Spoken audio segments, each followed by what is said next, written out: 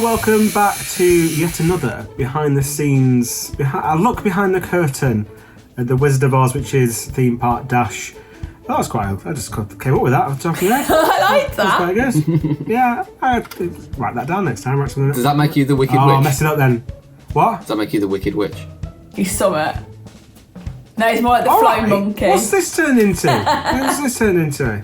Anyway, this version is the questions and answers. So we literally put a little post up on our community page on YouTube, and we asked for any questions. There's also some questions on some videos which I've found. Probably not found them all. About 30 questions or so, but I think some can be grouped together, so it'll be a little bit easier to answer. We'll go through in turns asking them.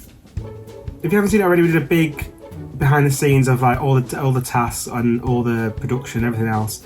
It's either one long video or two shorter videos. I'm not sure. We filmed a lot for it of our discussions, so we're gonna have a look at that as well. That's also going on. I fully understand that this video won't be for everyone, not for who views the series, but for the very kind subscribers who have chosen to subscribe and comment and like and ask questions. We thought it'd be a nice little thing to do. It's an informal little chat between me, Nikki, and Lewis. Hello. Called you Nikki this time, rather than Nicola. She doesn't like Nicola. If you see us on like any theme park, just come on and go, "Hey, Nicola, how you doing?" I won't respond. I'm like, who? Who's that? Not me. What is really weird is people are saying like, "Oh, we'll see you on opening day at Alton Towers." You cannot. It's so nice. Don't get me wrong. It's ridiculously nice, but I really struggle with like all that sort of stuff. So if I'm quiet when you meet me, it's because it's easy when you're talking to a camera. Yeah. On Skype or anything else, right? On Skype, I'm that old. And that's fine, but when it's in real life, so... But please do come and say hello, because the thing is, you'll come over, Stuart will be really quiet and awkward, and then you'll walk away, and he won't stop talking about it for the rest of the day. It'll make his day. So please do. Hold on, what do you mean? Like, you are part of this. We had a photo taken in America. I would happily tell them to their face. So don't feel like if Stuart's quiet, he doesn't want to talk to you. He does, and he will be very happy about it. Yeah, he will. Nikki, luckily, if Nikki's there, it's fine. Nikki can be. Whenever there's an interaction with anyone on our America road trips on the next out in the other channel, Nikki just will talk to. Nikki attracts them. I know where they come from. I do. It's just the vibe. There's a man who's like, that whole story at Buc-ee's. I can't actually go into right now because it's a long time. But like stuff happens and Nikki just sort of draws it anyway. Anyway, that's what you're here for. You're here for questions and answers. So We'll start off. I'll say the first one. We have kind of grouped them into weird categories. Not weird categories, but this one's called like production planning and rules type thing. So Haribo Sweets. Some great usernames going to be coming out in this video. How long did this take to conceptualize, and when did you get the idea? Well. We said in the previous video that it's me and Mark who sort of came up with the game, and then the players of Nikki, Lewis and Jake were kind of just told sort of that we booked the days in, and then they came the day before to with a little talk about how it's all going to work. It took us probably like 5 days from start to finish of like, I don't know, like 3 hours a day, just working in the evenings to kind of work out how it would work, what the tasks would be. It's hard to define really because we're doing it around jobs. This is just a hobby type thing. You're already vlogging at this point as well, so you already had that. Like it wasn't like it was a brand new thing that you'd started doing. You'd already got that vlogging experience, so that probably sped the process up a little bit, I guess, because you weren't like worried about having to film yourself or I've got to get this or go get that. You already kind of knew what had to go into a video of sorts. It was just adding the game element to it that I think probably came up with a week or two before that point. Yeah, it was more, in addition to that, it was more of how we're going to do this and produce it well enough to be... So a vlog, which is what we used to do, is quite easy, relatively. Phone out, recording myself. I don't use any special camera, I just use my phone at the minute. And just talk to the camera with what we think of X, Y, and Z, all that sort of stuff. Even that, I'm not massively confident. Like, if you see me walking along, I'll never be shouting a lot, all that sort of stuff. I'm still quite quiet with it. But the idea was, I mean, people talk about the jet lag inspiration. It was more realizing like, oh, these guys are making a really good thing, and they are just shooting it on phones. That's that's good. Like phone quality is good enough, because obviously we can't afford cameras, we can't afford, like proper cameras and all that sort of stuff. So that sort of helped, and there's a few questions about jet lag which we'll come to a little bit later, because there's been quite a few questions about jet lag and the inspiration behind it and stuff like that. But yeah, and it was also like I wanted to produce something, because again, if you've watched the previous video and stuff, I kind of pushed the idea on everyone else a little bit, that was a bit more high production values, took a little bit longer to do, as in like from start to finish, a bigger project than just a vlog, which a lot of time my vlogs don't come out very fast, granted. The America trip from last June is just being uploaded at the moment. But I wanted to try and create something where viewers were more engaged. A lot of people aren't really engaged too much on the Next Outing channel. Very kindly, some people from this channel are now going to see that, and they're commenting more than people who have long-term subscribers. And to see if it's possible to keep people in, particularly on YouTube in 2025, can we keep them engaged over several episodes? Because actually doing a series on YouTube is like something you shouldn't really do, in a sense of where it's important that you've seen the last one. It's a lot harder these days to make that stick. Some really like famous YouTubers have said like stuff they would have tried maybe 10 years ago on YouTube would now be a separate channel, and it's through watching them say that made me want to try and relaunch this on a different channel. To give it YouTube has no idea about the audience, no idea who to push it to, who to request it to, so it's just kind of finding it, and that's what I think led to having so many views on the first video. Okay, so next question, Nikki. So this is from Nemesis1994 ATR, and they ask, what was the inspiration to create your own theme park board game? I think, and it will probably, like you say, you'll come back, I think the jet lag stuff's going to come later, isn't it? I think with this particularly, answering for Stuart, because obviously he's the one that's kind of started it, we're all kind of into games and kind of strategy bits. Obviously Stuart's creates escape rooms, so that's a huge one. I've worked in escape rooms, and we all like board games. We spend a lot of our time online playing online board games because we don't live locally. We go to board game cafes all together. We all kind of like strategy, so I think Stuart's big thing about obviously designing it, but for us playing it, we were all pretty much into it because we like to do strategy games. And it was something that we felt like we had to enjoy to be able to portray that on the camera, that we're having a good time. So I think that's the kind of baseline for it, isn't it, Stuart? Would you agree? I think as well, like, we're all quite competitive people, aren't we? So like that also worked as well in terms of making a game. So we knew that we would play the game properly. It wasn't just something that was slapped together and you got your mates that probably wouldn't understand it. We all knew the kind of way that we'd work. We'd played games in the past, and like we said in the other video, like we've always had those daft task questions always floating around. Could I run faster than you going on the sky ride from A to B? Like, could I get there faster walking? Season 2. And like it's things like that where it's like, could you, like, we've always kind of come up with those random little task ideas in our head, like, oh, I wonder whether you could, do this. Queue line conversation, isn't it, for us? Like when we're in queue lines, that's the kind of conversations that we have. Like, when you're sitting in a Hyperion queue line for 7 hours on opening day, you are coming up with like, I wonder whether you could do this. What would be faster in this situation? So we have always kind of come up with that thing, and I think it was just Stuart and Mark's idea to kind of see if they could make some kind of like game out of this and put it forward. We are also theme park geeks. Like we are theme. It's like trying to convince them to spend time in a theme park. And these are theme parks that we've been to a lot, so it kind of adds something else to that for us to do there. Bear in mind, it doesn't cost us anything. We go there a lot anyway, to have the season passes and stuff. And also a lot of YouTube videos, challenge based, can be, particularly the ones I've seen at Alton Towers, like there's hide and seek.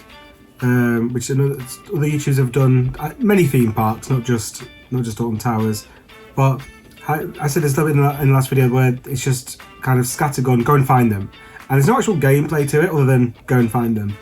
And as a viewer, you are just, a lot of time you know where the person is hiding and you know where the seeker is, and there might be some sort of map to show how close they're getting.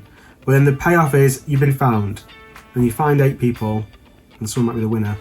But for me personally, the payoffs don't mean a lot because it's normally a 15-minute video, which is really quick. And there's other challenges on YouTube. I've not watched them for a while. They'll be like, ChatGPT planned our day and other stuff like that, which does pretty well on there. So I thought, what can we do which is a little bit different to that? So the next question is from Theme Parks Are Cool, and they are cool. When did you record this? Like, how long ago was it? I think it was filmed June 2024, so kind of summertime last year. And it was really. When did you release this initially? Well, weirdly, I'm going to move on to the next question as well because it kind of all links in. So, Oven Shark 3738 or 3738, we'll never know. How long has this been in editing for? As the video editing for the season is insane. Thank you very much. Where did you learn? I mean, I got to cover this in the last one, but I went to uni, and then the actual post-production bit of the course was absolutely rubbish, and basically just self-taught myself because this is the bit that I enjoy doing the most. So yeah, like Lewis said, we did it in June, and I edited it so it was uploaded originally to the Next Outing channel in August, and then it came out 4 weeks over August to the first week of September. So what's that? June, July, August. Probably from the filming day, maybe month and a half, and that was me doing long nights on stuff. Like every challenge is normally a night to do, depends on what the graphics are for, but and then the final 2 weeks can be just making all the maps now that I need, and all the tickets going up and down, every one of them, new graphic. So yeah, it just takes a lot. But like we've always said, there's not a production company. It's just was it done in? This is a question for myself. Is this done in Premiere? You've not wrote in, Lewis. I'm going to type it in there. Is it Premiere and After Effects or just After Effects? Yeah. So I'm an Adobe guy. It's just what I always. I've never owned a Mac ever. Used a Mac at university and just felt like everything was. I'm sure there's great reasons to use a Mac. I just haven't found them. I much prefer Adobe's just what I know. I'm probably a little bit lazy and just do what I know. So yeah, After Effects for all the whizzing graphics, all that sort of stuff, and then Premiere to do the bulk of the edit, pretty much. Yeah. Feline Storm. I'm curious if any of these challenges were tested beforehand. Most of the Race the Monorail one, but there was a couple of others I wondered, such as the Slinky. No. No challenges. Mark might have done like the coin spin, but I don't think he did. I think he just literally wrote it down. Mark, for those who don't know, helped me and Mark came up with the game as a whole. Mark did a lot of the tasks. He's got the taskmaster type brain. But yeah, none of them were tested. We've like Lewis said earlier, we've always had these like weird questions like. We've all said it. At the end of the day, is it going to be faster to get the monorail back to the car park, or is it going to be faster just to walk? So we had those sorts of questions, which Mark wasn't great at. So that's probably a me challenge that I put into the pot. But stuff like the coin spin, that's defo Mark. The quiz elements, that's Mark. Tower, anything with a pun, all the Tower of Cards. He's great at pun, it's Mark. Yeah, it's literally that's just got Mark written on it. And to be fair, I even say that and that's another pun. Yeah, I think I make a joke of that in the edit too. So this one is also off Feline Storm. They say, was there a rule that the team members had to stick together? For example, could Lewis have ridden a ride while Stu completed a challenge? Yes, there was, wasn't there? So we had to be together at all times, mainly because one of our phones was being tracked for the GPS so the other team could locate us. So yes, we would be together all the time, unless a challenge specifically said that we could separate, so Stuart and Lewis could separate obviously on the Race the Monorail, because that wouldn't work if not. But generally, yeah, we had to stay together at all times. How about if we do a Race the Monorail but you're handcuffed together? Oh, so you can choose the monorail. No, your legs have to be tied together. What a three-legged race against the monorail. I think maybe we should nail the normal race in the monorail first. There's a second part to Feline Storm's question, but it's more of a comment. Thank you again for all the time, money and effort we put in for this for our entertainment. You are all very, very appreciated. I cannot now see a Haribo ad on here without finishing off in my head the happy world of Harry Throw. I love that. Thank you so much. Yes, thank you ever so much for your comments. Nice. And honestly, the comments in general, we've said this on every video, but like the first time we uploaded, I think the first episode got 500 views, barely any comments that weren't family and friends type thing. And I'm just so glad that people have got to see it and enjoy it and watch it and get involved with it. It's really nice. Next one's from Chloe31OU. I apologise if that's not how you meant to say it, but how long did it take to make from planning to release?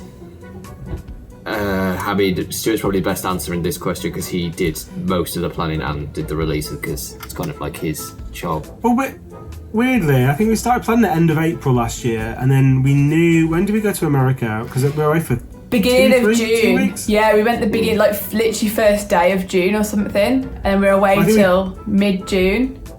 I think we planned the dates though of our filming. We did, yeah. If you didn't watch the last video, the filming dates were actually 2 Saturdays. They weren't immediately after each other because we weren't all free on those days. We just say next day and for tomorrow in the video because it's just so much easier. Hadn't Jake had his hair cut as well? So I think he's Jake. Yeah, I'm sure he did. He had his hair. I didn't know that. I'm sure he did because he came in panicking. I've cut my hair. Didn't he? Wasn't he freaking out in the car? He was like, he's going to notice that I've had my hair. He's going to notice that I've cut my hair. And I'm like, I don't think he's going to notice. No, not only did I not notice, I'm finding that out now. 19 minutes into this video. I never knew that even through all the editing. So yeah, we started about May, and then I had dates that I wanted to hit to release it. It wasn't important, but I just think with any project that I do, I try and have a date in mind. Always trying to aim for that. Otherwise, I think if you don't have dates for stuff, I think a lot of the time it just keeps slipping and doesn't get done. If it wasn't ready, then obviously fine. There's no time pressure. No one knew we were doing it. So yeah, it didn't really matter. But that's sort of how long. What's that? Early May, end of April, early May, June, July. We didn't really do any work when we were in America for it. We kind of took 2 weeks off it, but we knew the bulk of it was already done because we knew we'd be coming straight back and into it, didn't we? Yeah. You can tell because we're all, me and Nikki are rocking some Cedar Point merchandise. Yeah, we are. That we've got from that trip. So, Photo Theme Park says, what was the budget for the series? 0! It's a 0 budget. Absolute minimum. Yeah, so we've said this we've said this during the live premiere and stuff, but this is just a hobby. Yes, I happen to be okay with editing and making graphics and stuff. We could film it on our phones, and phones these days are kind of good enough to use in this way to film. So we spent some money on the microphones, which I use for bits for work as well, and I've used them for other vlogs. So I use them in the Disney World vlogs. They haven't come out yet, but I've got some Disney World vlogs on the next outing. So when I can use them for vlogs, I do, because they're pretty good microphones. That was the most expensive thing that we purchased for it. And everything else, like I say, is paper. The Slinky, by the way. I think someone was questioning the Slinky, how good it was. They were official Slinkies. They were. Official. Yeah. I went to a toy shop and actually, not even online. Who makes a went Slinky? And actually purchased. Who makes them? I don't have no idea. But I went to Smith's Toys Superstore, not sponsored, and got some Slinkies there. And they're expensive, so I thought it'd be better. As a kid, I never had one. Or if I did have one, it was one of those really cheap, horrible... The plastic ones. Yeah. But yeah, no real budget, hence why anyone who has like donators and stuff is just like that. Every time someone donates a minute, it's pretty much like another prop we can buy for another task, which is just incredible. So they'll go a long way compared to what we had, and it is a project of love at the minute. We all kind of do it. We give up our time. For me personally, I kind of committed to everyone else that I would pay for their fuel because it's my idea, and I was kind of pushing it a lot with people. Bear in mind, we have no idea if it was actually going to work or not. Still don't. He works for now. Yeah, so I pay people's fuel, pay for the drinks, pay for the food, pay for the props. So I sort of took on any of the risk, and I knew I'd be the one editing it. for the most part anyway. So yeah, but budget-wise, if you said how much do you have to make this programme, I'd say, well, nothing. Whatever we can get our hands on, essentially. Okay, so the next question is, I'm going to presume this is Hyrule and Night 028. I'm sure Stuart will put like a little finger here if I've pronounced that wrong. The question's down below anyway. How did you come up with the tasks and the hexes, and was it mainly one person or all of you that came up with them, and did you have all of the necessary stuff to be able to complete all of the tasks? So the tasks and hexes, I think 99.9% of the tasks and hexes were come up with by Mark and Stuart. I think we may have had one or two kind of little inputs along the way when Stuart was coming up with stuff, probably not a lot, but it was mainly them too. Same with the hexes, they came up with most of all of those. I think maybe Race the Monorail was maybe the only thing that I maybe came up with, because that was just the one thing I always said, I wonder if I could run against the monorail, but I think that was my only input into that. And again, yeah, it was certainly mainly one person. It was Stuart and Mark that did the bulk of the heavy lifting for the majority of this series. And in terms of did we have all the necessary stuff to create to complete the task? Yes. Stuart had like a little kind of like go bag that he gave each of the kind of groups, our team and the purple team, and that had everything in there. So it had the coin for the spinning coin challenge, the pens, the paper, the deck of cards, and we all had duplicate stuff because obviously we didn't know who was going to get what challenge. So we might not have got the deck of cards challenge, but they would have had a deck of cards if they did pull it. So yeah, that's pretty much it. Like, we had everything that we needed for those challenges. The only other things would be like the stuff we know we can buy at the park. Yeah, like that. Well, but we thought we could buy like there was one challenge that it was Smarties. So we thought we could buy them at the park. You can't. Yeah, so the whole thing was called Smart Mouth because that's a saying. That is smart. Fit as many Smarties as you can in your mouth. But we realised in the morning that you couldn't buy. I think you can't buy Nestle. Isn't there Smarties Nestle? I think so. So they don't do Nestle. Didn't even have them in the Pick and Mix. Not that we saw, because they were Pick and Mix. They don't even have them in their own Pick and Mix brand. So so we had to change that to Popcorn Mouth, which makes no sense. That's why we explain it in the video. But yeah, so we are limited to what we can take into a theme park, and we do sort of scan what the security policy. So like, I don't know, maybe the Florida ones will be a little bit more strict on what you can take into like a Disney park type thing. So we have to sort of think about that sort of stuff when designing it. As a general rule, anything which is more just quiz-based or skill-based, that's more Mark. And then anything which is more theme park-based, i.e. more geeky, that'll be sort of my end of what I sort of, well, we can do, we'll be able to do that here, or that would work there type thing. It does flip and flop, but Mark isn't a theme park geek, so he knows a little bit less about the parks than what we do. Your boy Reese 8294. Yeah, boy Reese. Is this a team channel with you four, or is it mainly Stuart's channel? I'll let these two answer. What's your two opinion? It's not my channel. Yeah. Hold on, you can't wash your hands of it that quick. No. I mean, like, it's we can't take credit for it. We don't take credit for the like. I feel like me especially. I can't obviously vouch for the other people, but I just feel like I'm like a participant in the channel. Like, Stuart asks me to join in and be involved, and I'm more than happy to. But Stuart puts so much of the effort into the editing and the bulk and the planning and everything. I just turn up on the day. Like, I would be going to the theme park regardless of whether Stuart was filming me or not, so it doesn't really matter to me. No one's going to really turn up for my face, but Stuart's obviously putting thought and effort into this, so it's not at all in any way, shape or form my channel. In my opinion, it's Stuart's channel that he's kind of created and pushed forward.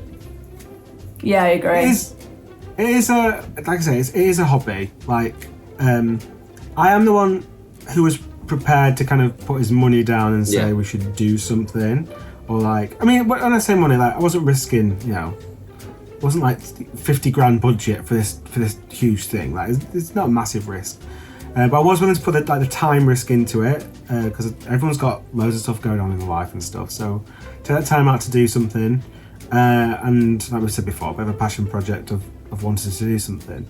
But like that, like, I would probably not want to do a second series if we just said, right, get rid of those 3 completely. And we might, over time, we might change who's in it and who does what. Like, you never know who might want to do it with us one series, and we go, that's too good not to have them. You never know. Like, if it does go bigger, there's a great chance we do a second series and no one watches it, and that's it. Because it's just right now it's just a bit of fun. So yeah, it's I kind of take the biggest risk with it. I do, like I'm the one who's really pushing it. I'll reply to every single comment, and I'm the one. Well, what I am doing at the minute is we have a second group where I keep on posting like every kind of milestone we get to. It's like, we've got 1,000 views on this, guys, or we've got 100 subscribers, we've got 200. I will, to make sure everyone is sharing. They probably want me to shut up by now, but like so everyone can share in that, because they don't all see the analytics like I do. So this question is from the Mr. Dominator 1997, and they ask, do you think the purple team adopting the malignant strategy was pivotal? Now, I feel this could potentially be the other way around. I feel like maybe I feel like it was you guys near the end that would have. Do you think? At the start, I think you just were more bothered about hexing us and what we were doing. We say this in the game, to be fair, me and Liv, just like, we just need to get our heads down and get some rides done, and we did that. So we started to take the lead. It's an interesting. Then at the end, it's an interesting point of view, actually, because I think me and Jake felt more hard done by in the time. So I think, actually, to see it from that perspective, me and Jake are quite different in that sense. Like, I think Jake was very much like hexer, a lot like Stuart was at the end of the series, and there's a lot of conversation kind of behind. But I think so, because I think you notice at one point Jake says in the series, we need to just chase them so that we're always one step ahead and kind of keep taking the stars off them. And I think if we'd have stuck to that strategy, I think we'd have been much better off than kind of using the hexes and stuff a little bit more. I don't think they were the greatest use of our tickets. So I think we should have stuck with the theory that Jake originally said, where we're kind of playing a little bit of a chasing game. But I think at the end, I think it turned, and I think you guys were way more evil than us. I think to me it turned after we found the card game part. Yeah. I think up until that point we were kind of just getting our heads down and getting the rides done and whatever, and you were doing that, but you were doing a little bit more strategy, like, oh, we should do this, we should follow them. Yeah. And then I think because you hexed us, you sent us outside, you were being that kind of like, oh, we'll screw them over by sending them out there and they won't be able to complete this challenge. And I think as soon as we found that card, I think it kind of changed a little bit, maybe. Like, we had got enough points now to be like, okay, well, we can be a bit more evil now. And you were maybe like, you were on a bit more on a back foot now, where it hadn't worked, and maybe you were feeling a bit deflated. And then you were then thinking, well, we need to get our heads down, but we were then having more power by just hexing you and doing what we needed to do. So I think that was the kind of changing point. Was the card finding it. I think it might have been. I think the game would have been completely different if I hadn't have found that card. I think it would have timed us out. You'd have gone off in the lead, and I think it would have been a different cat and mouse kind of game if that card wasn't found by us. And I think me and Jake kind of started off. We were kind of like, we don't want it to become too much like doing a task, earning tickets, doing a ride, and we didn't want it to kind of be so like in a structure. So I think like the first hex that we introduced was kind of like had a bit of variety into it, rather than having kind of the same thing over and over. It was kind of like, oh, let's like spice it up a little bit and just do something a little bit different. So I think that kind of played a part a little bit as well, of trying to add a little bit more to the game. But yeah. But that comes with playing it for the first time, I think, because the tasks and the editing can do that lifting. You don't need to really think about that. Yeah. At the time, but we didn't know. But I mean, even for our enjoyment of not so much for the content, but even for our enjoyment of the game, was to kind of like, we want to use all the stuff that's available to us to get the most out of the game. What was your favourite task? Oh, Noah Fisher 3789. What was your favourite task that didn't appear in the show? Now, I doubt you guys can remember. I can't remember anything. I mean, the duck one was always a favourite of mine because... No, it didn't appear. I know. That was always a favourite one because we mentioned it so much. And we only really got it towards the very end of the day. Yeah. So it didn't really pop up as much as we probably wanted it to. Where's task list? Oh, here we go. Yeah, there's quite a few. I don't want to say them because I want to kind of keep them for the next one. But I will say one, and it was brutal. This was brutal, right? It's called Luck of the Draw. Do you remember this one? No. Your name? No. So basically, every 30 seconds. This is what I mean about some of the challenges. Oh my god! And the ticket reward. Oh, this is actually going to be a fun little game, right? Deck of cards. Which one's this one? Okay, there's a few cards ones, but only one task ever came up. It's called Luck of the Draw. You had to turn over a card. Before you turned it over, you had to guess the card, and it had to be correct. That is impossible. Yeah, and you could only do it once every 30 seconds. Think about how long that would take. Is it a shuffled deck of cards? Yeah. Well, yeah, of course it'd have to be, right? Well, no, because if it was non-shuffled, you could kind of have a better gauge than it just being complete. That's ridiculous. Yeah, that's insane. And, I mean, to be fair, I mustn't have read that because this is insane now. But then saying that might not have felt insane until after we played it once. Guess what? How many tickets should you get for that? Like 100. 150 minimum. 20. What? Whoever put that in, that's not going to the next one. That's not me. That is 100% Come Mark. on, Mark. I don't mind. I think Mark's not here to defend himself, so I'm just going to blame him. Obviously, I don't know what the other tasks are that were on there, but in kind of like to put a spin on that question, one of the tasks I'd have liked to have done, the other team did, that I think I'd have had a nice time having a go was probably the cash one, the ticket, the winner reward and the arcade one. I'd have liked to have done the arcade game. Prize task. The prize task one. I'd have liked to have a go at having the prize task one in terms of like the ones I didn't play.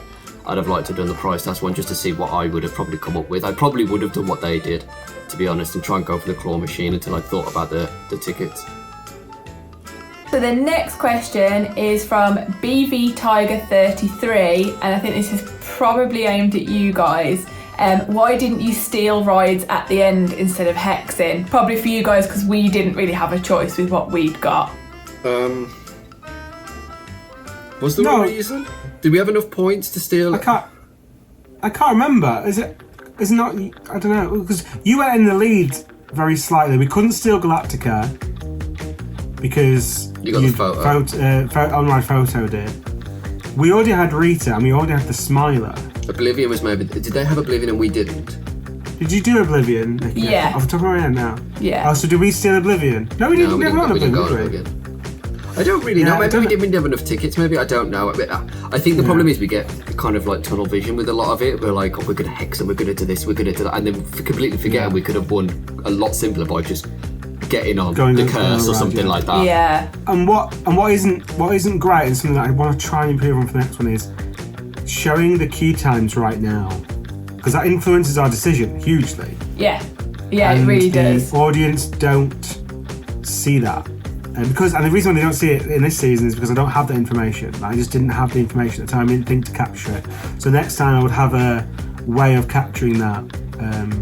Whether it's just like literally record the screen for all day, it just keeps on refreshing and giving, like at home. Yeah, does it auto update at home? Like, would it auto refresh the queue times? Yeah, but I could write something to just refresh. Yeah. The next one is from Thiegeman 0808. Don't know if I can pronounce that right again. Are you planning to do different games like hide and seek, capture the flag, and then of course also other, and in brackets, UK parks? I think I mentioned before something like capture the flag. I think we had a discussion when this originally was set up. I remember talking about capture the flag in one sentence, and like, we could lock off an area, like if you managed to get like kind of like a Monopoly kind of system where like if you'd managed to get all the rides in X sector, you could have locked that off for the yellow team or the purple team or whatever. It would have had some kind of effect. There's definitely been chatter amongst before we came up and settled on it, because as long as our audience, which we will build hopefully over time, will come along with us on more complex games. For this first season, it had to be simple. I said this in the video about trying to make sure Mark didn't make it too complicated because I've got to explain it in graphics. But the Monopoly kind of set claiming and stuff. But the answer is the real answer is we don't know. We've only just started looking at season 2 because people actually have watched season 1 now, and we got 1,000 subscribers in a month, which is ridiculous. Sounds like no subscribers. Big channels obviously have hundreds of thousands, millions. But someone who's had another channel who's had 3 years of very, very, very slow progress. It's just crazy that so many people subscribe so quickly. There's actually a few others. TTM Zurich, How Will Season 2 Work? Oven Shark 373 already. What theme park are you thinking to go into next? Someone suggested park-wide Cluedo. That is very similar to another idea I've had in the past, and actually started to develop way before anything, about how we could do some sort of Cluedo game where you get more clues as you go through and you decide you get a stronger clue or weaker clue. But there's loads of different ways of doing it, and this is where the jet lag thing comes in. So jet lag, there's loads of people who've done hide and seek, but when jet lag did hide and seek, they aren't running, they're not just running to the person and trying to find them. They have a gameplay element of that, and that is to ask certain questions. The questions might be, photograph your tallest building, and that was, are you within so many miles? And they made a game out of hide and seek. So the idea of someone is hiding, that's fine. And there always has to be some sort of gameplay, because that's what I enjoy about. It's what I enjoy about jet lags. It's what I enjoy about creating this game that we've made. And even if we did take a board game, the board game elements, like I said, the set of Monopoly is quite nice. If you get a whole area of rides, you get a bonus. I quite like that idea. How that all fits into everything is who knows.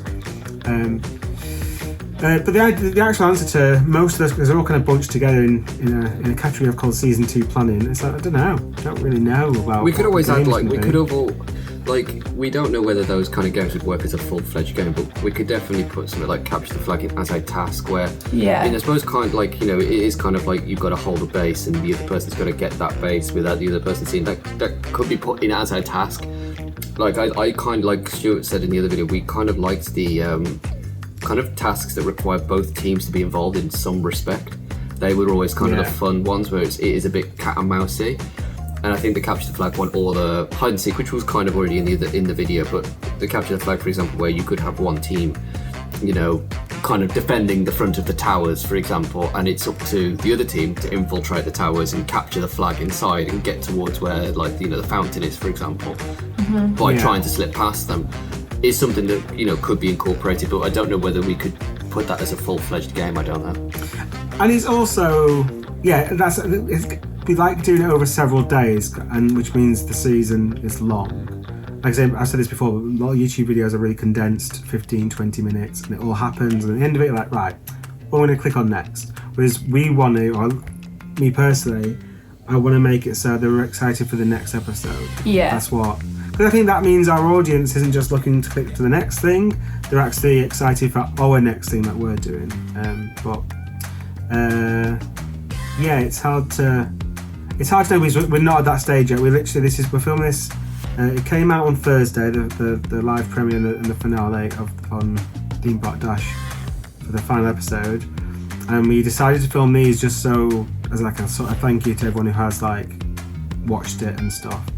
Again, I know these numbers are if you're looking at this fresh, these are a tiny channel, and that's right, we are a tiny channel, but loads of people have been really nice and commented and take time out there to take a lot of watch hours out of their days to watch it. So, and we know there's gonna be questions because some of the stuff we did doesn't make any sense because we didn't know if the game would work. We actually stood on the start line, all kind of going, "Oh, is this just gonna be ridiculously cringe? Is it gonna work?" And these guys didn't tell me that at the time, but I felt the same. But I didn't tell them that at the time. Yeah. So I felt the same, but then by the end of task 1, we didn't know whether this was going to work or not, did we? We were all kind of like, is this going to be okay to do? Are we all going to kind of be a bit nervous with this and not actually put any effort into it? I think for us was kind of was it going to be fun? And I think that was a big thing for, I mean, especially us, who are kind of like, obviously Stuart had got a lot more riding on it. But for us, it was kind of like, are we going to enjoy this? Or is it going to be, you know, is it not going to work? And I think literally within half an hour, me and Jake were like, we're having such a good time. We're having so much fun. After the first task. Yeah. We said this a little bit again in the other video, but like the bubble happens where we can't remember anyone else at the park. We had the park to ourselves that day in our heads because we are not here for a day out anymore. We are here for this stupid game that we've made out on Google Sheets. Like it's so silly. So the next question is from Jazz Manhattan. What would be your dream location for a season? As if budget wasn't an issue, where would you like to film it, kind of thing. Obviously everyone's got their different takes to it. Obviously Europa Park I think would be a brilliant place to film something like that. I always really like the really kind of quirky European parks that are a bit kind of unknown and there's a bit of oddness to them, I suppose you could say, like Fibilandia and Park St. Paul and all the little crazy little parks that you kind of get around Europe. I always think that'd be quite fun for a game because we know what to expect in Alton Towers, we know what's going to happen, whereas if you go to these little parks and stuff, you're always a bit of a mystery about what's going to take place around there, and I think in a game something like that would be probably more harder to put together, but I think it would be quite fun, I think. The only issue with Fibilandia would be, I mean, Google it for Fibilandia. We did a vlog on it on the next outing, go and watch it over there as well. We was like us and 3 other people in the park, it was a weird day.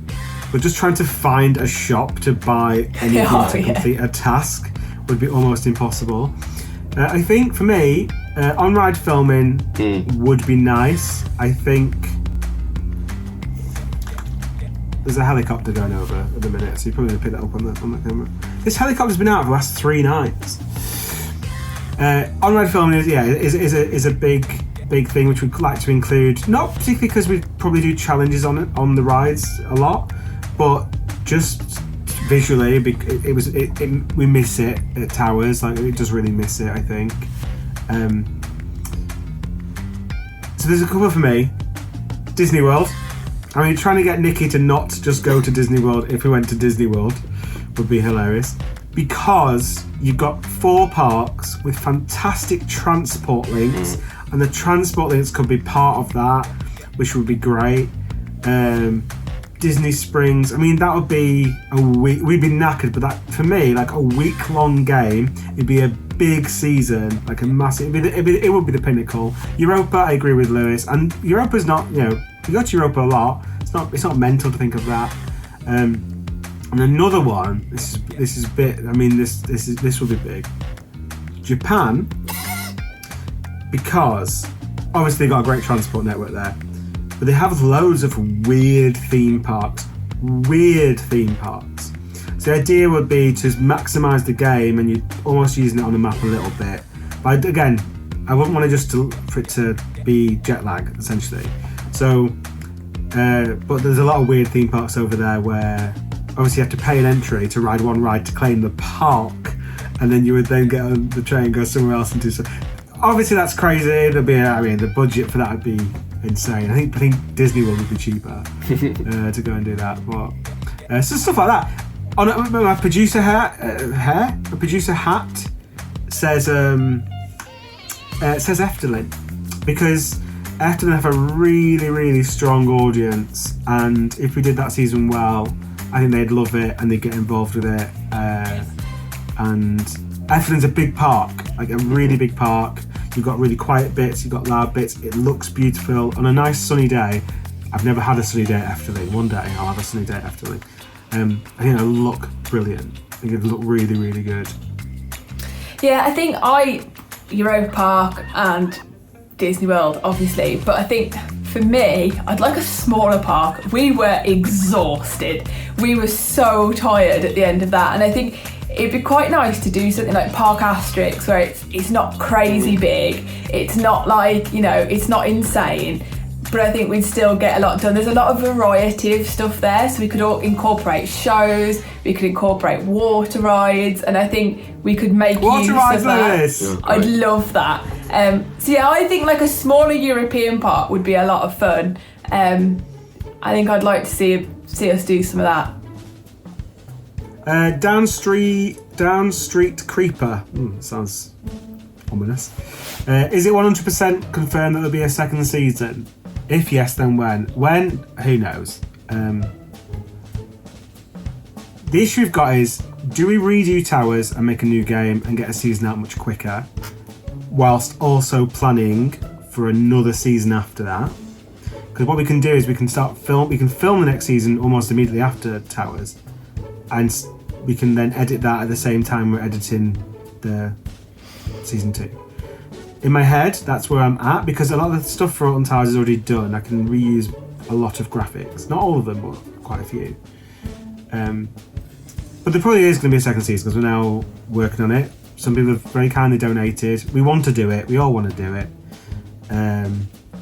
So I am sort of saying yes now, or I think yes, there'll definitely be a second season. Whether, let's face it, there'll definitely be it. Whether it comes just out, will take time. We just don't know. And you've also got to think we've got 4 people who, like Stuart said before, this is their hobby. We've all got full-time jobs and we've all got, families and other stuff to be doing, and it's about kind of all of us being available at the same time is also going to be. And it's not just like, say, Mark needs to give up his time to help. Doesn't need to, but would want to. And we need to have we're just scratching the surface now of what we want to do, and we need to sort of design. And we want to actually plan it so we've got like 3 sets of filming dates in the calendar all the way up to the end of 2025, so we can kind of go, well, if this one goes well, we can move straight onto this one and then carry on. So ongoing support is like the best thing, because if we wouldn't do it, we hadn't had plans, even though this came out originally in August, there was no plans to do a season 2 because no one watched season 1. And suddenly loads of people watched season 1, so we're like, oh, okay, maybe there's something in this. The next one is from Party Bansan Thakuma 4222. Is playing internationally a realistic possibility? Is it too financially non-viable currently? And there's also a similar one from Joe Crammon 6221. Do you have any plans to go abroad and film any theme park there, or maybe even a water park? I think the answer is we'd love to film something out of the UK, but I think we need to get it right first. I don't know whether everyone agrees. I think there was slight teething issues and maybe some gameplay things that Stuart and Mark want to look at, helpfully from comments that people have left, with suggestions. But I think we'd all love to do it, and we go abroad quite a lot. I know they are our holidays and our time off, but we would be happy to do it.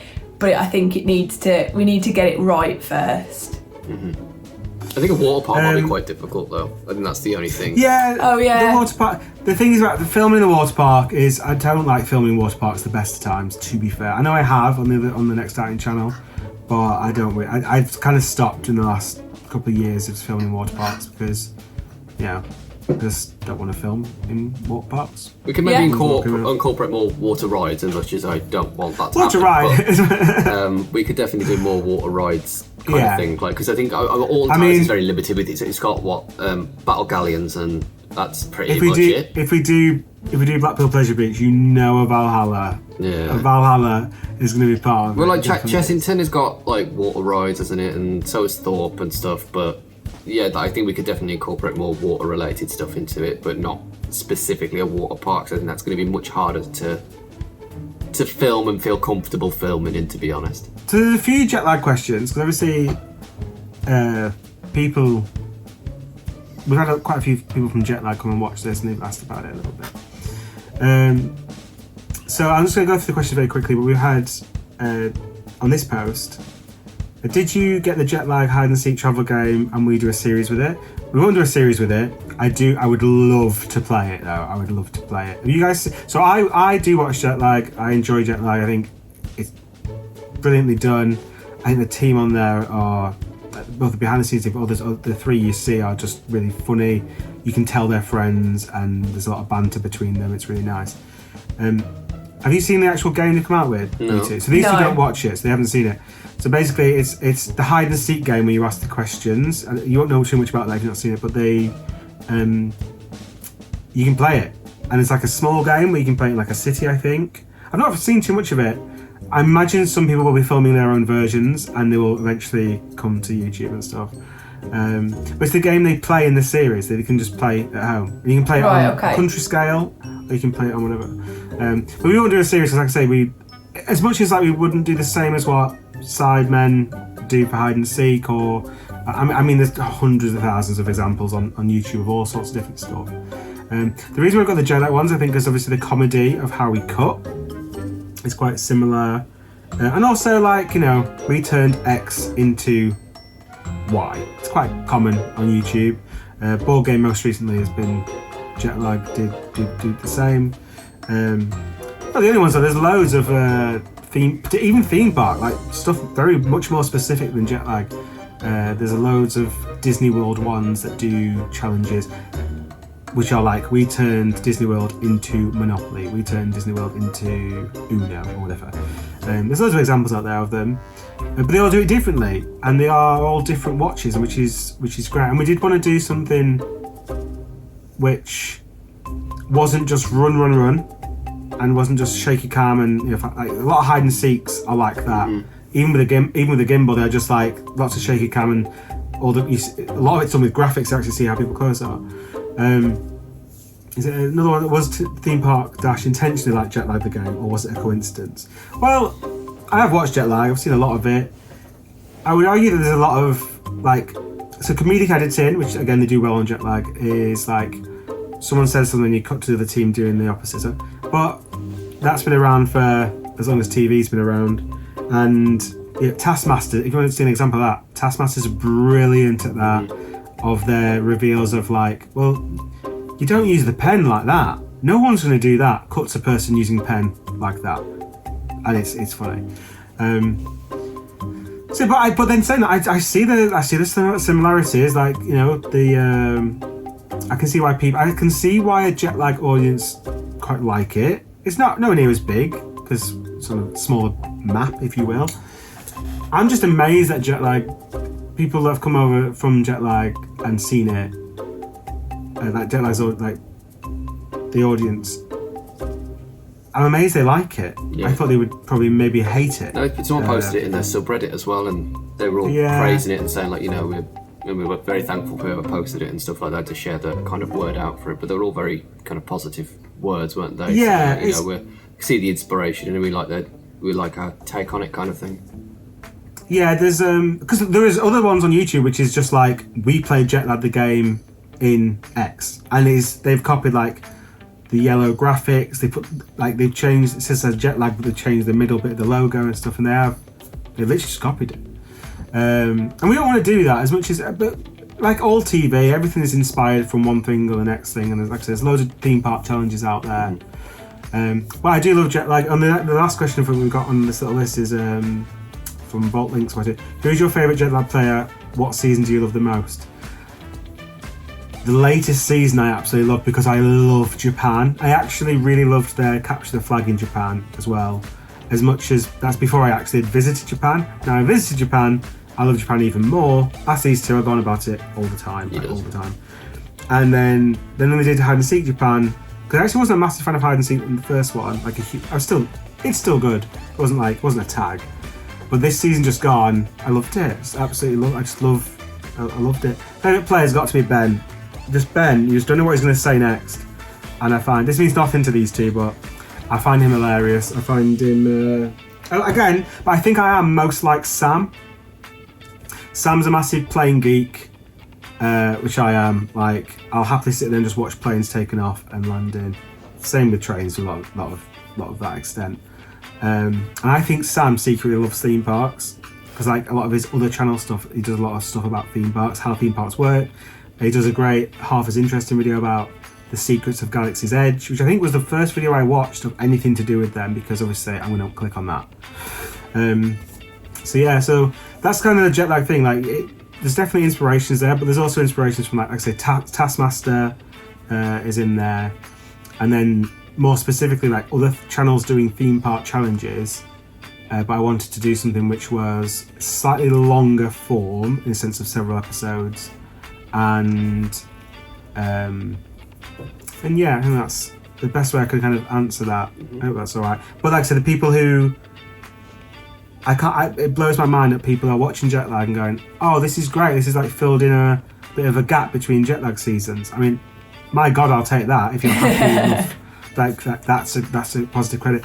And actually, loads of comments have come in, not questions, but just comments on the videos praising the editing and the graphics and stuff. And it wasn't just edited by me. Episode 3 was heavily edited by a guy called Luke, who needs a lot of credit for that as well.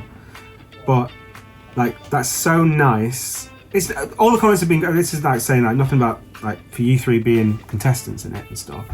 But we spend anyone who's done a bit of editing, we spend so long doing something. I can spend hours just making something move across the screen and making sure it's perfect and stuff. So it's meant a lot to read those comments. It's been like, we don't really get much interaction on the Next Outing YouTube channel. We've had a lot on this one. It's sort of creepy, like it's sort of scary. Creepy's not the right word. Well, like what I mean by that is like, oh, people are watching. Yeah. Because normally we put a lot of stuff out and no one's watching it, so it's not a problem. Whereas now I feel like you're right. Creepy's probably the wrong word, but like I feel suddenly pressure. Like, oh my God, like if we are going to do this again, we have to do it well. Yeah, of course. People have got an expectation now, Yeah. We should have made a really bad first season, is what we should have done. With like paper graphic. Not for us, mate. Not for us. Okay, last couple of questions. Would you consider releasing a list of task hexes rules so we can play our own version of theme parks near us? I'd love to play with some friends here in Canada. That's cool. God, as if people are watching in Canada. In fact, I saw some from Australia and was one from Singapore, I think. But thank you, by the way, for making the series. It was a super fun watch. We're not going to release it, mostly because, to be fair, you've seen everything. Yeah. Other than like 10 tasks. So we're probably not going to release it because, like, and also, like, I need to make sure it all made sense if you're going to try and play it somewhere else, maybe. I don't know. You could always put it on a website like later down the line, couldn't you? If you've rinsed the tasks and they're not needed anymore. Past games, yeah. You can put past game tasks and hexes onto it, and then people can do what they want with those tasks and hexes and rules and stuff. Then at that point, and then, you know, if you've got a group of mates and you want to go and do that, I don't know how you do the hexes properly without making your own game, but that's up to you then, I suppose. But yeah, you could always stick them on a website afterwards. At the end of the day, anyone can make these games. Like, they might not all work properly, and there's definitely ways that you could break our game. But just open up a document and start writing some stuff, and then if you've got friends willing to play it. Bear in mind, a lot of people have millennial passes, so you can just go and play it. There has to be people who you know will treat the game fairly and not just cheat their way. It's a bit different when you're making a video because like, we had to prove we caught the Haribo. So if we filmed and if we didn't film us catch the Haribo, we'd have had to redo that. Yeah. Without, like, we'd have to, you know. That's why we set up 2 cameras to film it, didn't I? Just in case. They were a bit worried I was going to throw it off the frame of the footage. Off my camera. So we had to film it off my camera facing the other direction. So, with regards to season 2, to clarify, we're still deciding what we want to do.